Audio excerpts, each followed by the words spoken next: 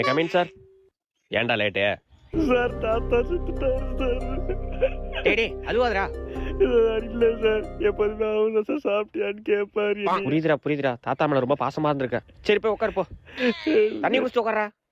சரி சார், அப்படி நம்பிட்டா போய் உட்கார வேண்டியதான். Okay, class over. Rajkumar sir, நீ அழுகுறத பார்த்தா கஷ்டமா இருந்துடா. நான் ஈவினிங்கா வீட்டுக்கு வந்துட்டு அப்பா அம்மா பார்த்து பேசிட்டு போறேன். வீரன் தலை தெறிக்க ஓடினான்.